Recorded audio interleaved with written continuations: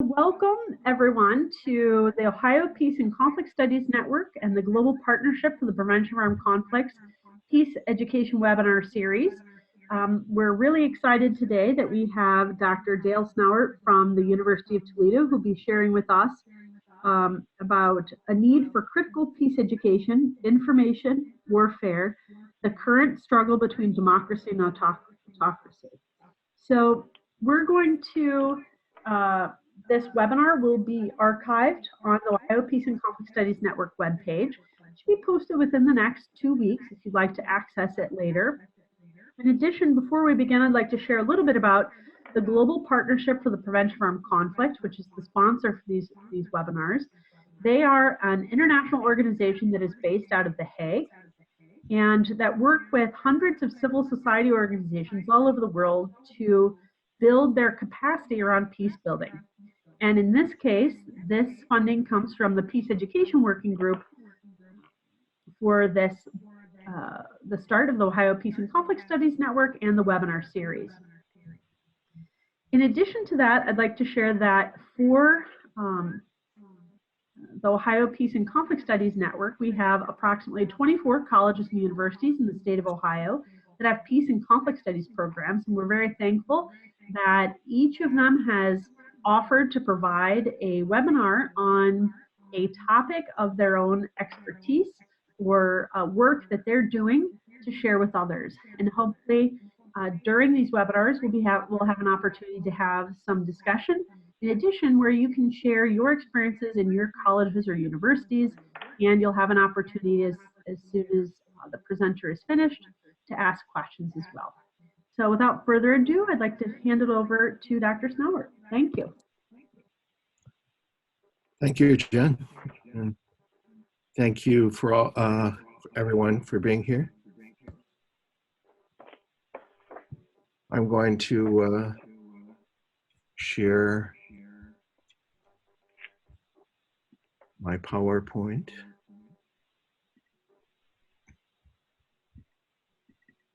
Bringing it up. Great. Thank you.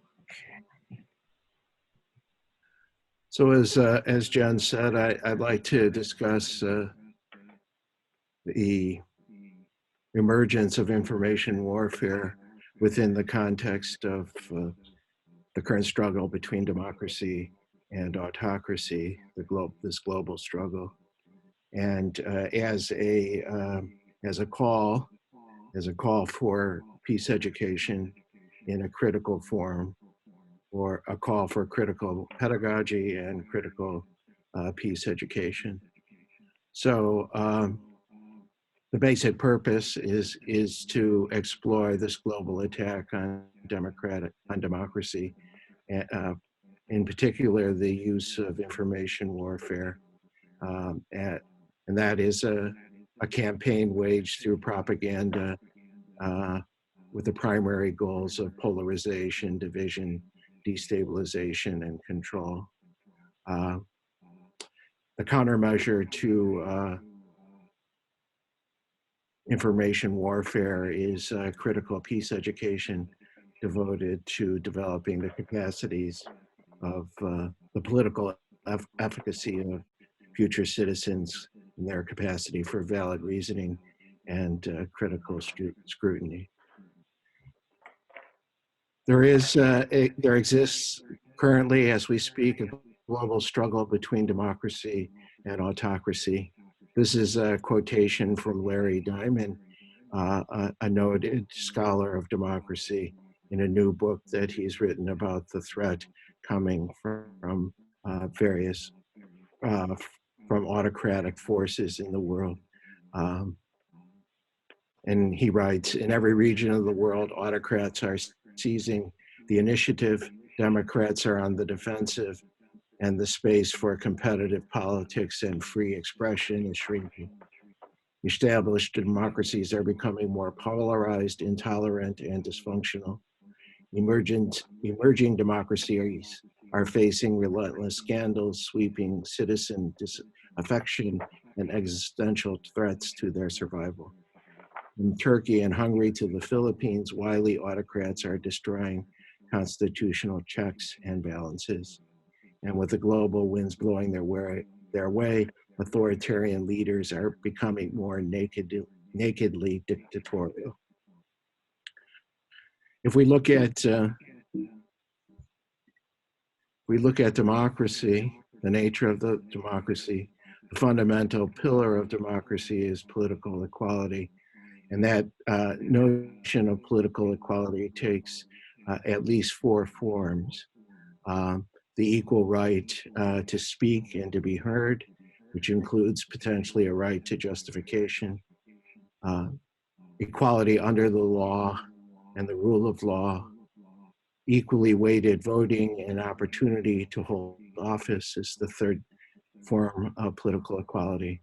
And then one could argue that there should be an equal right to political education in a democracy, a right to the cultivation of the virtues, knowledge, and skills necessary for political participation, should have moral primacy over other purposes of public education in a democracy.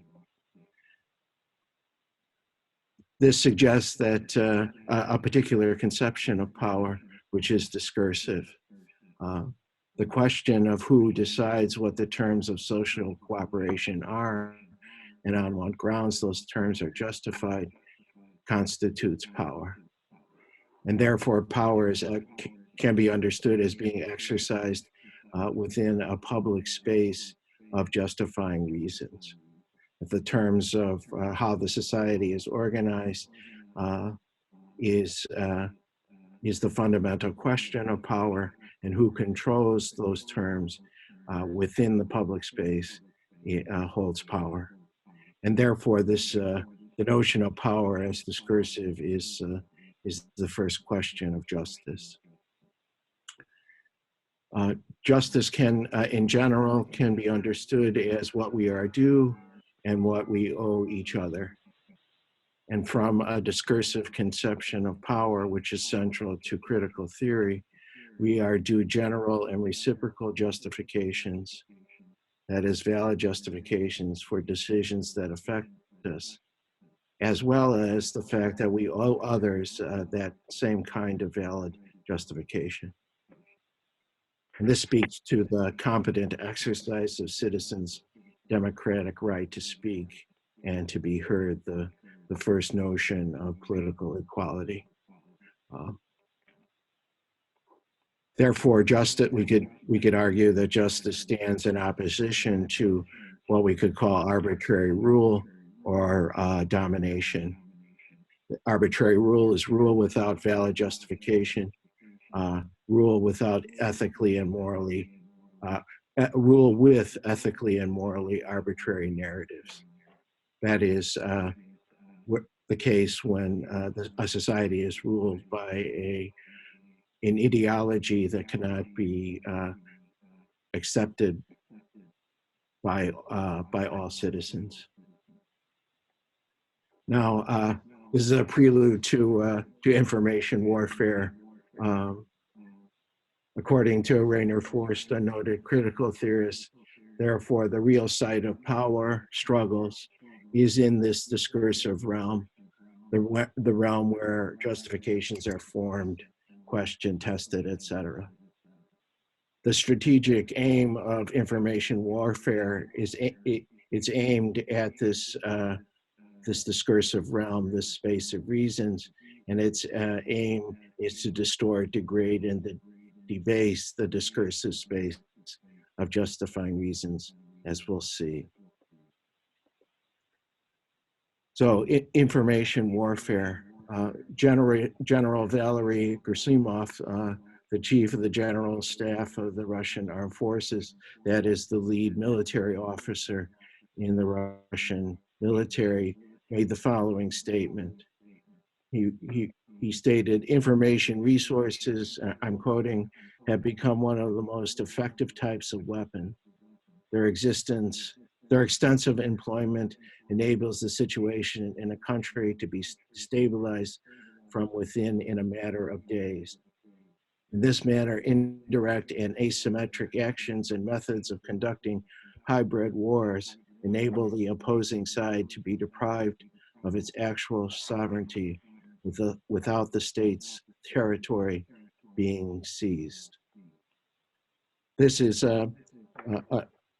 information warfare has always been used in the past in the context of warfare, but as the general suggests, with heightened capacity, technological and communicative capacities, the power of information has grown exponentially. War, as Karl von Clausewitz argued, war is an act of force to compel our enemy to do our will, that is, to achieve political aims. And information warfare is an attempt to manipulate and control the will of the enemy population without the use of military force. It has 4 basic strategic aims. It's meant to destabilize and delegitimate democratic norms and values. It attacks those norms and values, producing doubt and concern about them. Information warfare questions rational inquiry and evidence and the standards of validity. It may even go as far as attacking the very idea of truth itself, that truth or facts can be validly affirmed. This has been referred to recently as post-truth, the attack on the very idea of truth. The third strategic aim of information warfare is the supercharging of ethnic identity, polarization, and alienation, an attempt to divide and polarize populations based upon ethnic identities. You could refer to this as tribalization. And the polarization based upon identity undermines the possibility of discourse between citizens, including the possibility of reasonably disagreeing with each other. This sets the stage for political opponents being perceived as enemies rather than just as opponents who have a common orientation, even though they're opposed. The fourth aim of information warfare, and this isn't exhaustive, but it's a list of aims that I've been able to discern from the literature. And the fourth aim is sowing distrust. All of this destabilizing norms and values, attempts to call into question the truth, creating polarization and alienation results in the spread of distrust between fellow citizens, as well as distrust between the citizens and the government. The citizens no longer fully trust the government, and that's one of the aims. This is achieved through various tactical measures, many of which we're familiar with: spin, fake news, the propagation of alternative facts, various forms of propaganda, memes, often delivered through automated programs, internet programs called bots. All of these technical measures are used as triggers. They attempt to trigger fear, desire, repetition, association, seduction, conformity, identity. They also are designed to arouse and activate various kinds of beliefs that serve as myths within the society. So through a variety of measures or means, the strategic aims of information warfare are pursued. The effectiveness of information warfare, one could argue, is contingent on the capacities of the citizens. It is a function of the lack of the citizens' capacity for critical reflection and valid reasoning, or capacity for valid reasoning. This Antonio Gramsci, an early critical theorist, identified the idea of what he called common sense as opposed to good sense. And he argued that that was the spontaneous philosophy of the multitude. Common sense is based upon historically inherited beliefs and values that are uncritically and unreflectively adopted and affirmed, and then they're used to justify certain opinions and choices and policies, etc. Kind of the inherited belief system of the common person, which is passed down through socialization, what Gramsci referred to as common sense. One could argue that information warfare focuses on this common sense. It attempts to reinforce inherited beliefs and divisions between social groups. Information warfare also can only be effective if the citizenry lacks a capacity for self-reflection or for reflective thought, and that refers to Hannah Arendt's notion of the banality of evil. Arendt observed the trial of Adolf Eichmann in Jerusalem. Eichmann was responsible. He was a high-ranking SS officer during the Holocaust and was responsible for the deportation of Jews and others to the concentration camps. Arendt was expecting that Eichmann was kind of diabolically evil or perhaps insane. But her observation of him in person was that he was not diabolically evil, nor was he insane. He was quite sane, but she noticed that he had a lack of a capacity for reflective thought. He lacked self-awareness. He lacked the capacity for empathy. And Arendt described that as the banality of evil. And once those lacks are present, widely present in a population, that population can be easily manipulated by their leaders and by propaganda, etc. So the lack of capacity for critical reflection and valid reasoning, relying on common sense, is the fertile ground for the effectiveness of information warfare. This leads us to a possible countermeasure, perhaps captured by the slogan, "Make America Think Again." I need that bumper sticker, Dale. It's a great slogan, isn't it? It's great, especially for educators. So this suggests the countermeasure, which is a critically educated citizenry with the capacities for valid normative justification, that is, for valid moral and ethical judgment, as well as the capacity to critically analyze existing invalid ideologies, as well as misinformation and disinformation, to be able to critically discern whether the truth of various pronouncements, etc. And this refers to Gramsci's good sense, which was being open, critical, and experimental as a kind of critical consciousness, as well as Hannah Arendt's notion of thinking, that is the capacity for self-reflection.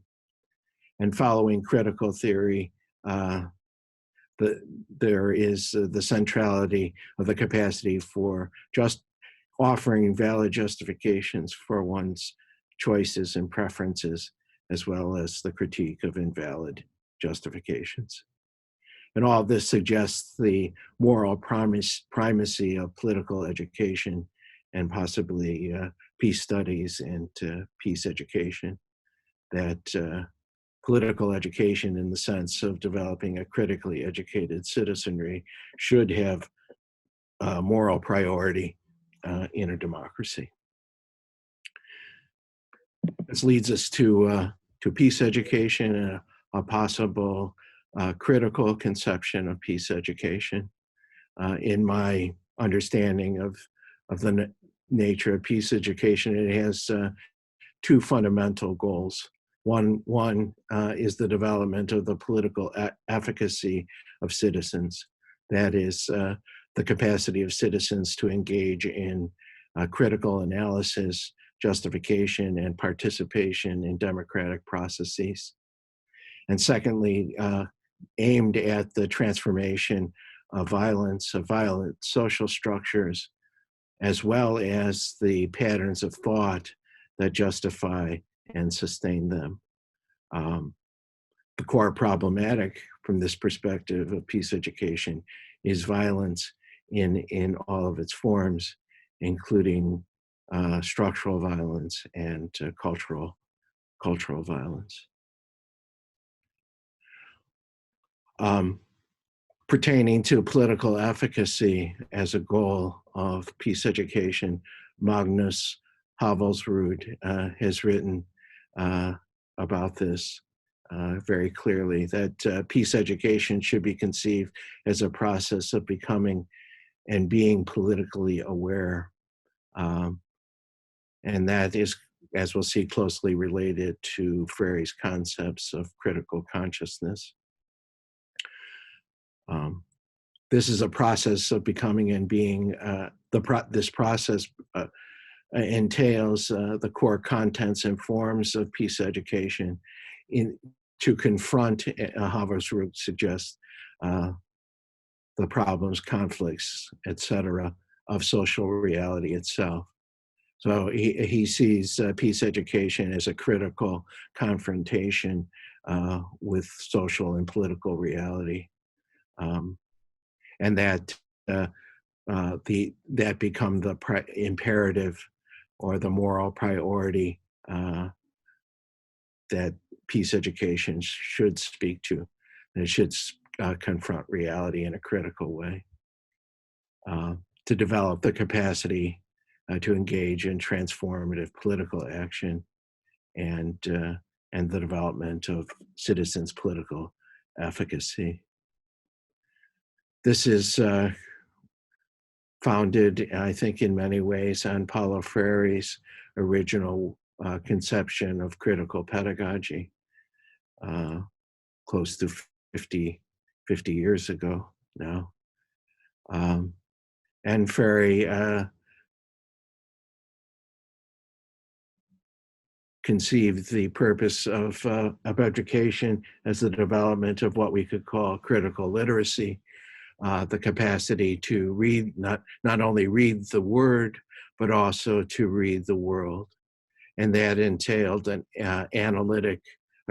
development of a capacity for analytic thinking, as well as the discernment of power, the capacity to understand and transform relations of discursive power, which often are oppressive and dominating for a large group of people.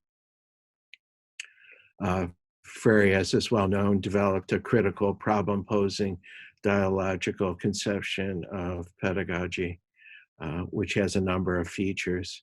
At its core is what the idea of problem-posing, which leads to inquiry and dialogue.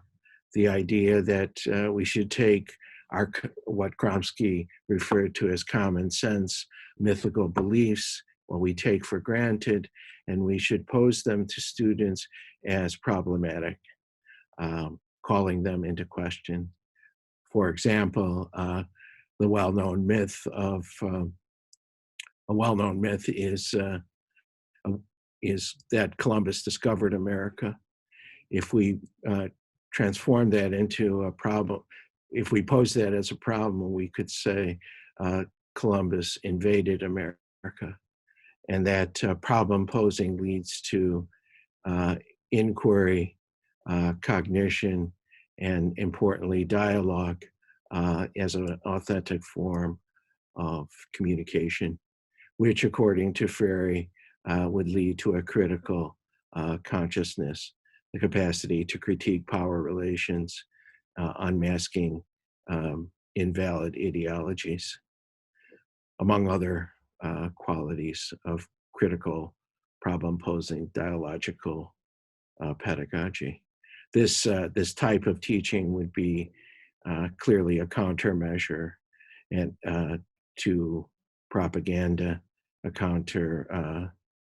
a way to develop the capacities of critical reflection needed for political efficacy. Betty Reardon, in her work, in her more recent work, developed perhaps a more comprehensive notion of pedagogy that includes critical pedagogy, but also other forms of reflection. She describes this as a pedagogy of reflective inquiry, and that reflective inquiry can take at least three different forms. One is a critical analytic reflection, which pertains to the discernment of power, an understanding and critique of social institutions, the analysis of the structural dimensions of life, of social life, and a critical consciousness. But she also includes moral and ethical reflection, which addresses questions of justice and questions of structural and cultural violence. This is a kind of reflection that addresses the capacity to articulate and defend moral judgments to justify one's moral claims. A third kind of pedagogy of reflective inquiry Reardon developed was what she called contemplative reflection, which is conceived as a capacity for self-examination and a process of self-examination, a reflection on values, and reflection on our own moral principles, including capacity for envisioning alternative realities. She argued that an important process is one of being able to envision alternative realities, alternative futures, which would provide the basis for transformative action. These three forms of reflective inquiry for Reardon are important elements of what we could call a critical peace education. So in summary, we are faced as a society and as a world.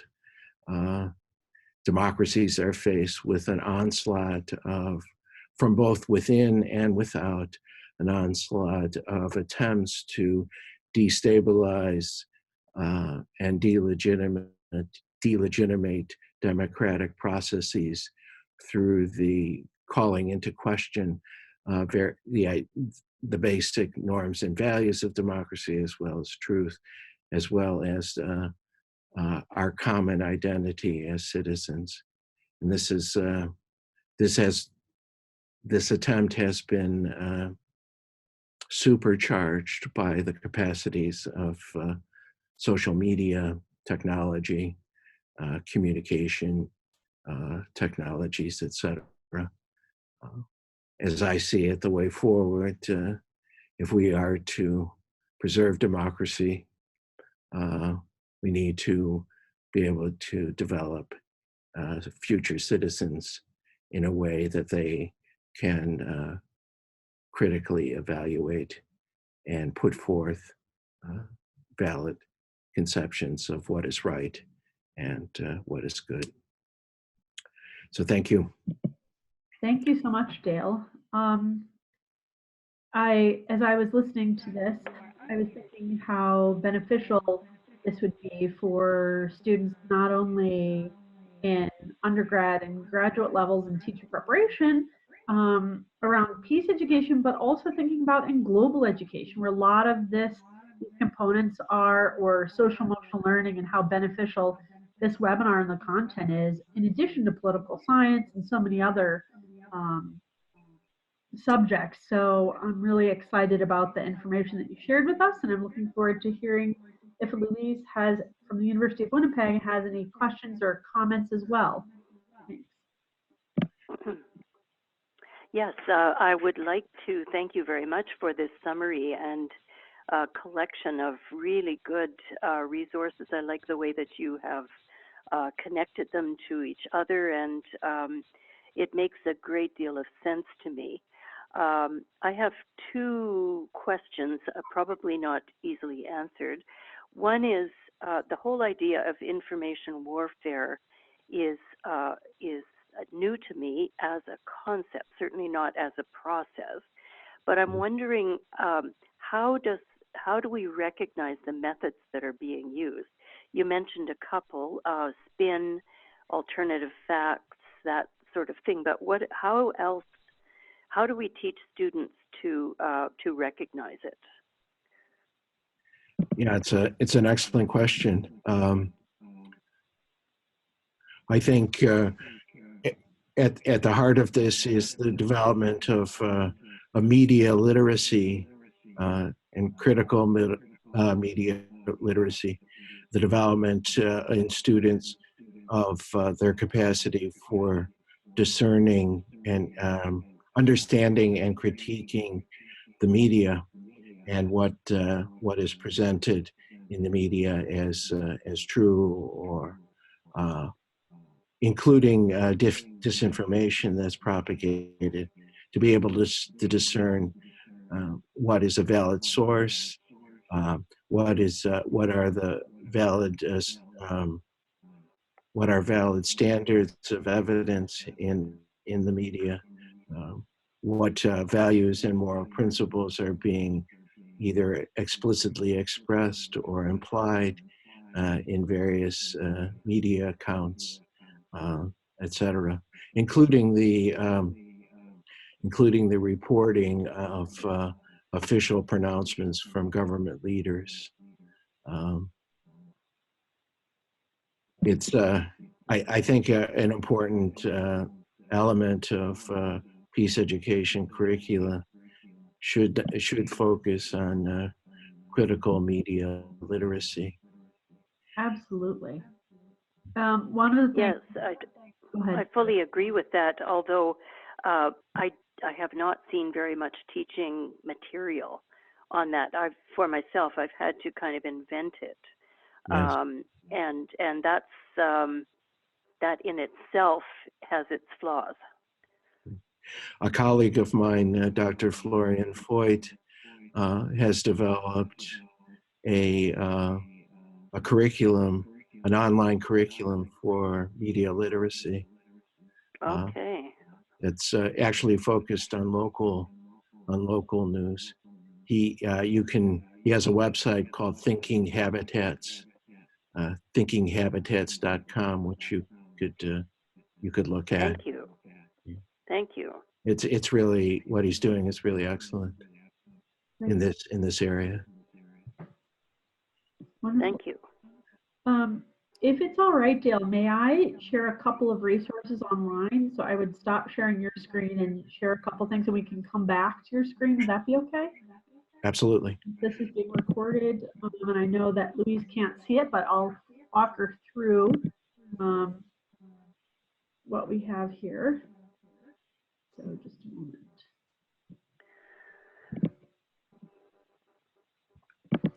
So Louise, there are a couple of different resources that are available.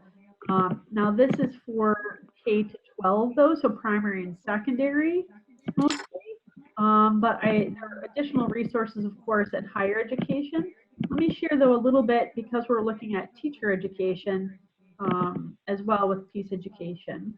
Let's see.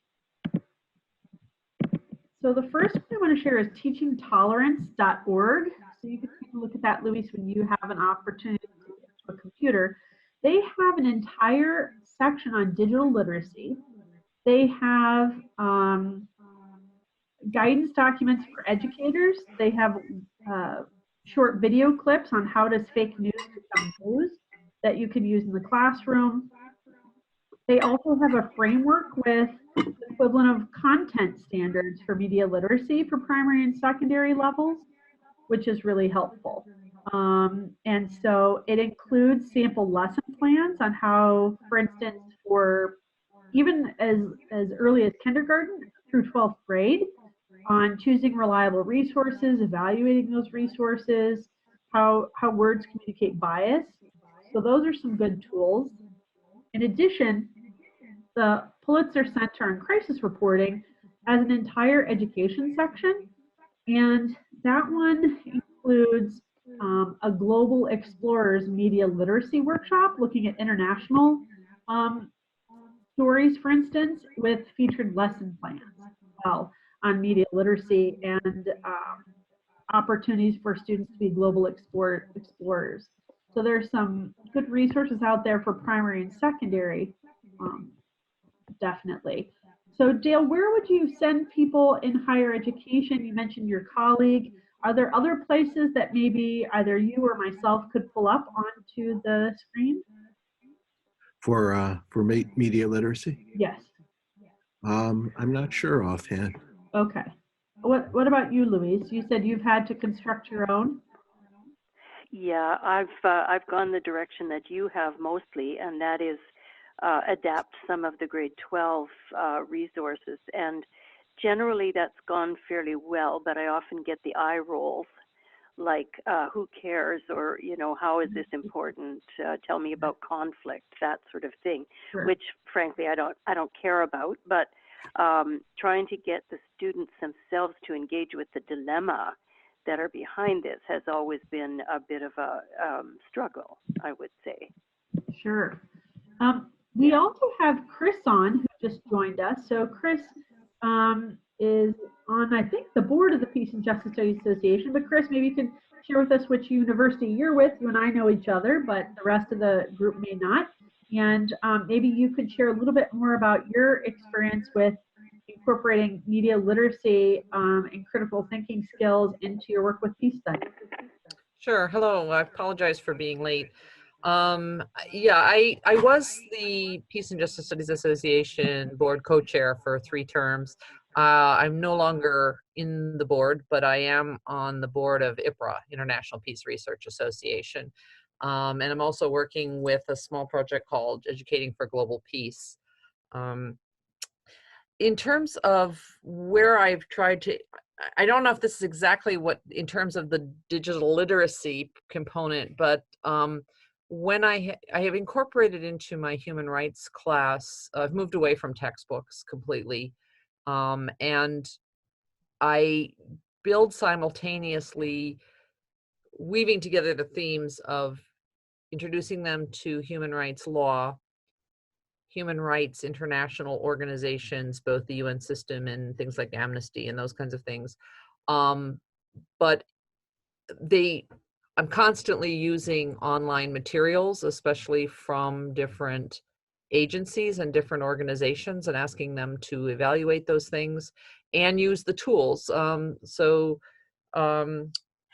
The center in Minnesota for I'm blanking on the name now, that works with survivors of torture.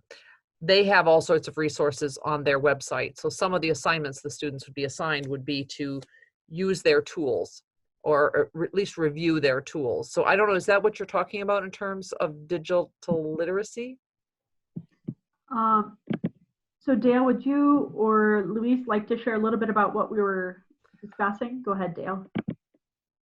I presented some ideas about the use of information warfare currently, various forms of propaganda aimed at democracies to destabilize them, polarize, delegitimate them, and then suggested that a critical approach to peace education based in various kinds of critical pedagogy would be a countermeasure to that effort of information warfare. And And that led us to a discussion or a consideration of media literacy and possible resources for educational resources for developing media literacy. Okay, so then, I remember from the title of I should have led with something else. The other assignment that I give them is I ask students to evaluate whether they think the U.S. committed war crimes in Fallujah, and I give them, they have to go dig out the materials, and there's contesting points of view on that. There's contesting data. So it's not so much an attack, but it would be, I try to get the critical thinking about what has the U.S. done, which is a huge, a huge leap for some of them, right? To think of maybe we might be the aggressors, or we might be doing the acts that are, but yeah, maybe it's not quite fitting into exactly how you're thinking. Framing. No, that fits. Okay. That definitely fits. Yeah. So that's a critical thinking exercise, it sounds like, an inquiry, critical inquiry. And I assign them all roles. So some people are assigned a role being a U.S. soldier on the ground. Some are a Blackwater executive. Some are a doctor who's seeing birth defects. Some is a mother, expectant mother. So they're assigned a role. They have to argue their position, which often they find quite uncomfortable if they're assigned a role that disagrees with their own point of view. But again, it's part of that critical thinking development. Yeah, that's great. That's great. Wonderful. Some of the other resources based on maybe a simulation like Chris, you were talking about, are there some other tools? So what I have on the screen here, because Chris, this is recorded for the Ohio Peace and Conflict Studies Network and GPPAC, so it'll be uploaded, is the crinfo.org, which has, you can type that in, or beyondintractability.org, and that will help share a number of resources that can be used in college and university classrooms around intractable conflicts. And so this could be a good resource for those who aren't looking at primary and secondary, Louise. And that way you wouldn't have to adapt as much. One of the other resources, I'll try and pull it up here, is from the U.S. Diplomacy Center. Have any of you been to the new U.S. Diplomacy Education Center? No. Okay.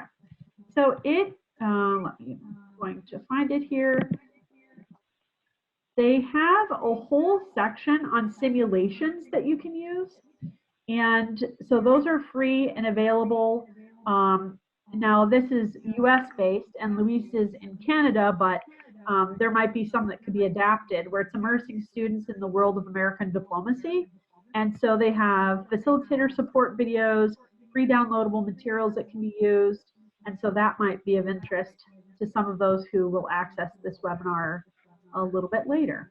And so that's diplomacy.state.gov.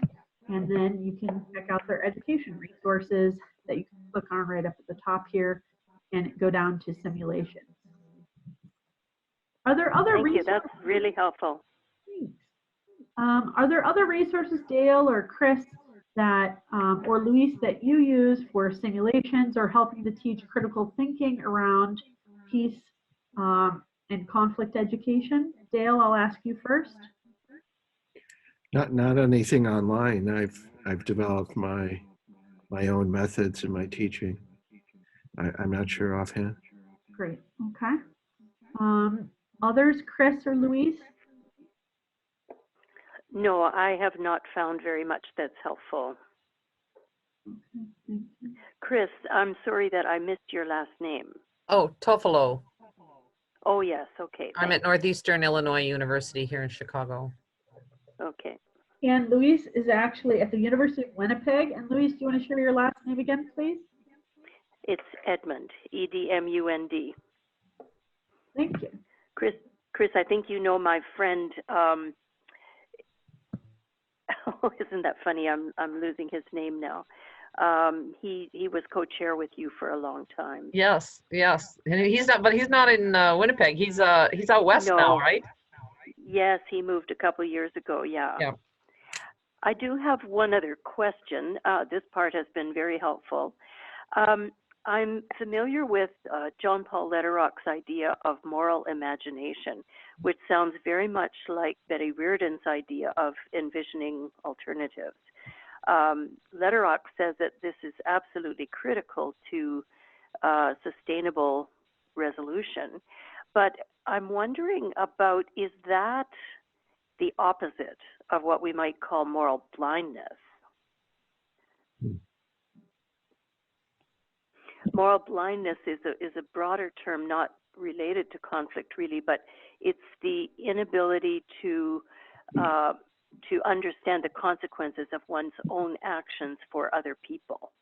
So Dale, your thoughts? Thank you, Louise. Well, I just offhand, I would say that the lack of moral imagination is a part of moral blindness. Right. An aspect of moral blindness, not being able to imagine alternatives. But it wouldn't. It wouldn't. Moral blindness is a bigger idea, it seems. Yeah, and I think we need to acknowledge that all of us have a degree of moral blindness. Yes. And moral imagination has to be cultivated and developed. Chris, I'm thinking Rick McCutcheon. I don't know why I couldn't think of his name. Yes. Yeah.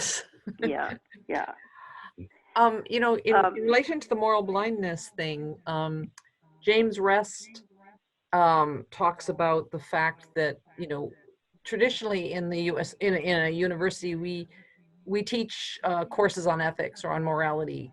And what in fact we're doing is only teaching about 25% of what we need to do, which is to understand what moral reasoning is and to introduce students to different moral systems, you know, whether it's Kant or Marx or whatever. But he goes on to say that another thing that we should be doing is to help students understand how to identify when they're in a moral situation, in a situation at work or in the family or wherever, which requires them to think about the moral implications and be willing then to sacrifice something, maybe some other good, in order to live up to their own understanding of a moral situation or their own ethics, let me put it that way. But then also helping them to develop the courage to actually follow through on that. So a willingness to act and the ability to follow through. So it's really, I found this to just be something that really has challenged me, because what I was doing, in fact, like everybody else in the university, was saying, okay, well, here are the different moral frameworks you can use, pick one. But I really wasn't helping my students move down that pathway of like, okay, pick one, then what do I do other than just debate it at a dinner table, but actually know when I have to pull out that moral system and then have the courage to follow through and act on it. Yes, absolutely. Kind of a capacity of moral recognition. Yes. Be able to recognize a moral situation requiring a response, an ethical response. Maybe the moral recognition is the antidote to moral blindness, but the moral recognition also then leads to the moral imagination. That's nice. I think with that, but when Lederach talks about the moral imagination, though, at least as I read him, I think it's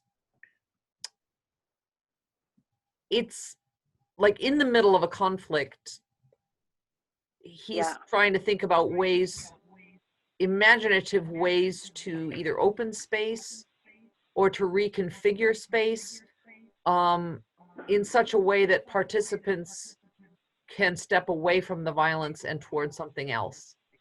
Yes, precisely.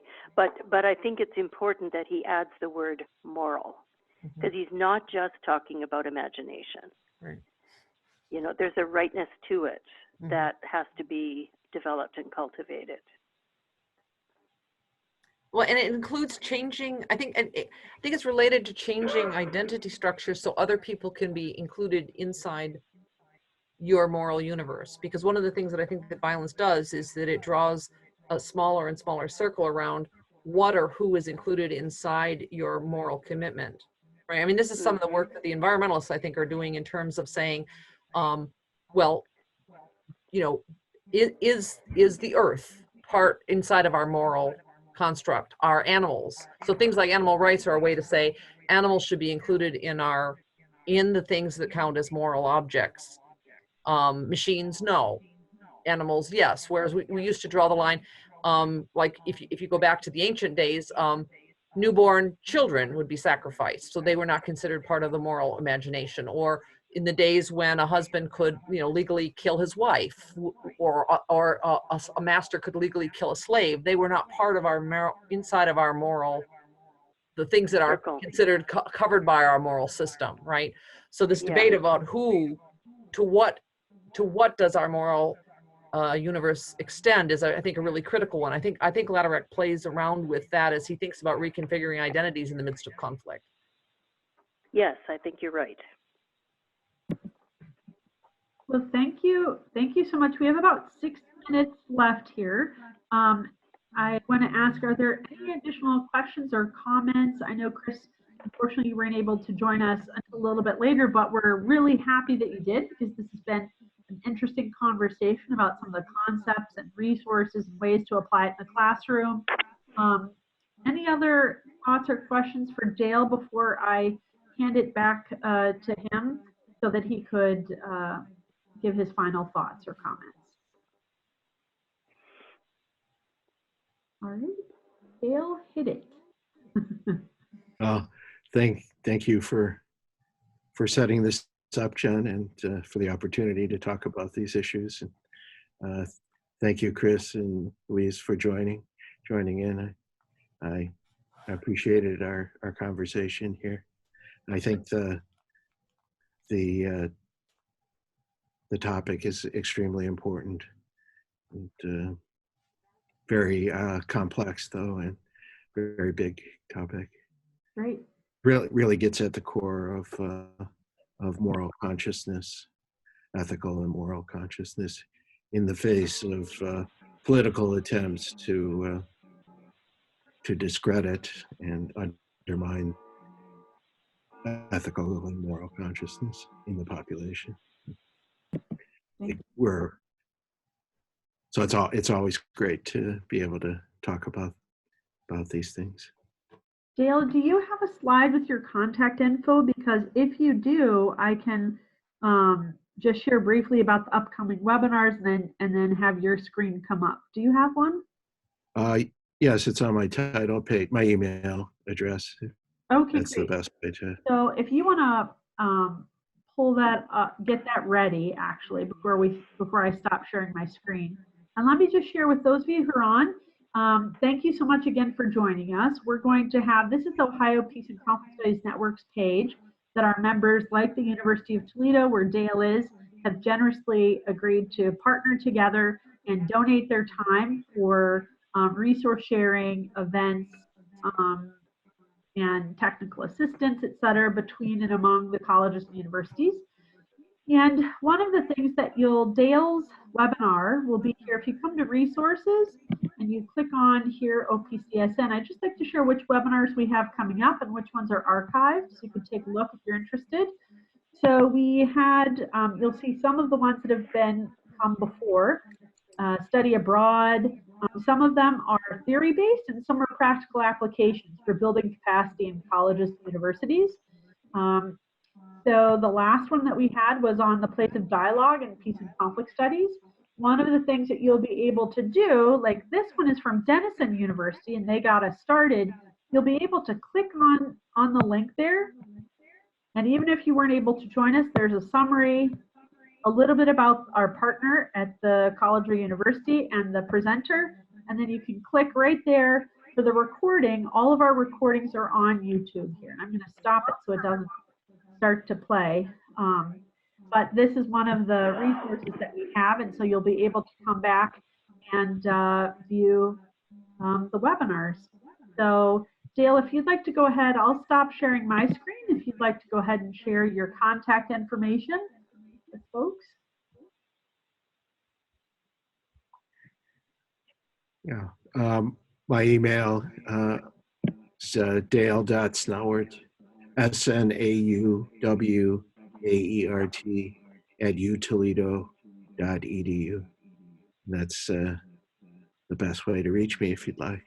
Welcome to converse further. Great, thank you.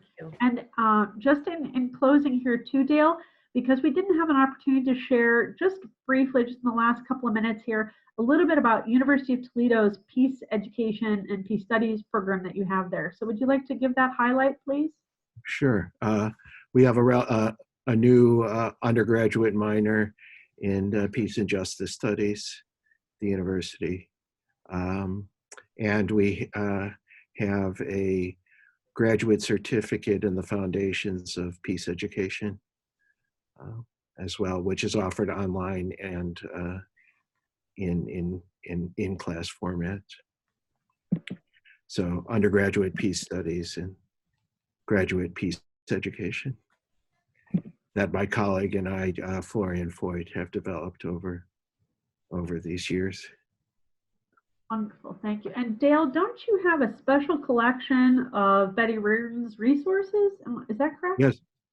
Yes, at the university library, at the Kennedy Center in the library, we have the collected papers of Betty Reardon, and they're accessible through the library.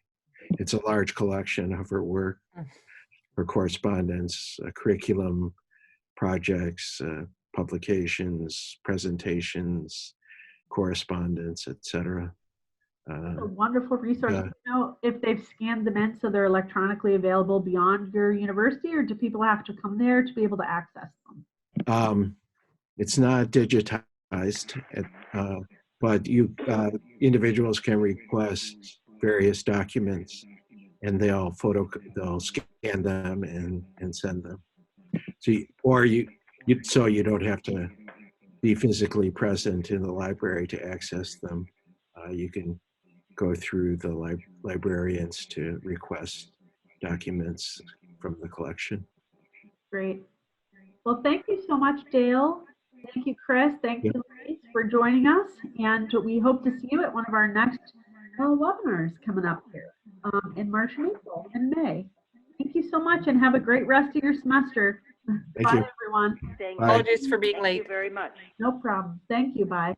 Bye-bye. Thank you.